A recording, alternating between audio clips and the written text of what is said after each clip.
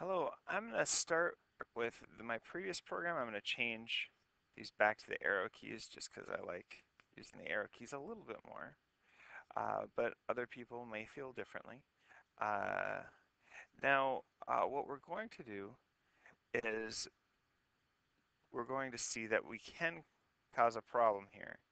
If we press up too much, our mouse will just go right off the screen and it won't come back. So what we can do is we can set up bounds for them to be checked in. And one thing that we need to learn, I don't think we've talked about this before, is if I want to see where our x coordinate is, if I type in x or t dot x core and open and close parentheses, it'll tell us where the x coordinate is. So, and we could do t dot y core, and it'll tell us what the y coordinate is. So right now we're 220 to the right and 0 up and down. And that looks accurate. So what we would have to do is we're going to go up here and we're going to create a new definition, and we're going to call this check bound, because we're just going to check uh, if it's in a certain area. And another thing we need is we're going to tell us that there's a box size, and let's have our box size be 300. We can modify this later if we want, but let's start there.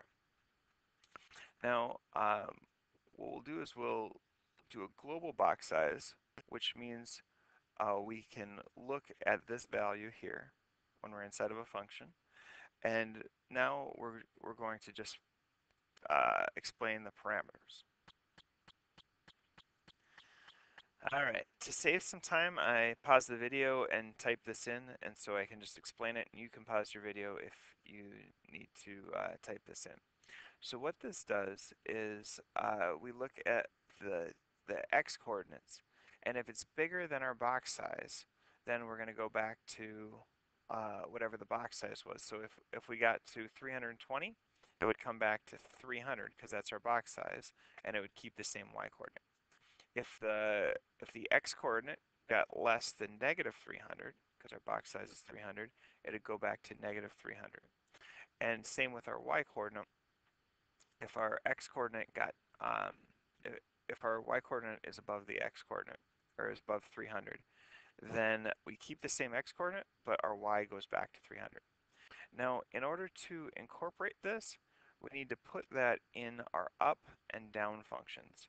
So we need to check bound every single time we move forward or backwards. And what that looks like is if I now move forward, notice that it stops. It'll make more sense if once I go at an angle.